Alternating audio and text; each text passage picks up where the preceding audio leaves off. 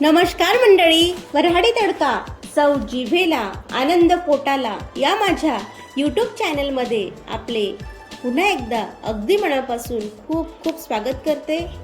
आज आपण बघतोय अशी रानभाजी जी पावसाळ्यात उगवणारी एक लोकप्रिय रानभाजी असून अत्यंत गुणकारी आहे।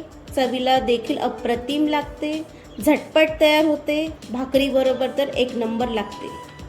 रानभाज्या म्हणजे निसर्गाने आपल्याला दिलेला एक अनमोल खजिना आणि ह्याच रानभाज्या खाऊन आपले पूर्वज निरोगी आणि सुदृढ राहायचे। ह्या भाज्यांवर कोणत्याही प्रकारची रासायनिक खतांचा वापर न करता निसर्गात स्वतःहून उगवतात। तर व्हिडिओला सुरुवात करण्याआधी चॅनलला लाईक, शेअर आणि सबस्क्राईब करा। तर आता आपण रेसिपीकडे वळूया। तर इथे मी कटुले घेतलेले आहेत, तर याला काही भागामध्ये कटुले इत्यादी म्हणतात। तर स्वच्छ धुवून घेतलेले आहे मी। आता आपण कापून घेऊया। तर ही कोवळीच निवडून घ्यायची असतात आपल्याला, कारण की यामध्ये बिया भरपूर असते।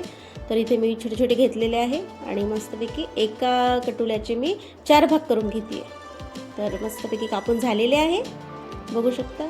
अत्यंत गुणकारी भाजी आहे। पावसाळ्याच्या दिवसात ही उगवणारी भाजी काही 1-2 महिन्याच राहतात, त्यामुळे ही भाजी आवर्जून खाल्लीच पाहिजे सगळ्यांनी। तर इथे गॅसवर कढई ठेवून घेतलेली आहे। कढई गरम झालेली आहे, त्यामध्ये तेल टाकलेलं आहे। तेल पण गरम झालेलं आहे। जिरे मोहरी टाकून घेतलेलं आहे। जिरे मोहरी छान फुललेलं आहे। तर एक इथे बारीक चिरून घेतलेला कांदा कापलेला टाकून घेते मी, तो सुद्धा मस्तपैकी परतून घेऊया। तर कांदा परतून झालेला आहे। यामध्ये ठेचलेला लसूण टाकून घेऊया। लसूण आणि कांदा छान परतून घेऊ। तर आता कांदा आणि लसूण झालेला आहे। यामध्ये लाल मिरची पावडर टाकून घेते मी आणि धने पावडर आणि हळद मस्तपैकी परतून घेऊया। चवीनुसार मीठ टाकून घेते। तर आता यामध्ये आपल्याला बारीक कापून घेतलेला टोमॅटो सुद्धा टाकून घ्यायचा आहे। थोडी चवीला तुरट लागते ही भाजी, त्यामुळे टोमॅटोमुळे ती बॅलन्स करते, छान लागते। तर टोमॅटो सुद्धा टाकून घेतलेला आहे, छान मस्तपैकी परतून घेते। तर फोडणी मस्त झालेली आहे आपली। तर यामध्ये कापून घेतलेले कटुले टाकते। तुमच्या भागात याला काय म्हणतात कमेंट करून नक्की सांगा। तर आता आपल्याला एकजीव करून घ्यायचं आहे, हलवून घ्यायचं आहे मस्तपैकी मसाल्यांमध्ये। तर फिरून घेते मी।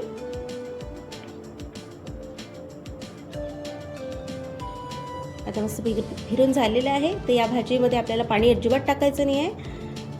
प्लेटवर पाणी ठेवून शिजू द्यायचं आहे, जेणेकरून आपली भाजी खालून करपणार नाही आणि पाण्याच्या वाफामुळे ती शिजून सुद्धा येईल। तर कटुले कवळे असल्यामुळे आपली भाजी 10 मिनिटातच शिजून रेडी आहे। मस्तपैकी बघू शकता, दाबून बघते मी, सॉफ्ट झालेली आहे मस्त। वरून कोथिंबीर टाकून घेते।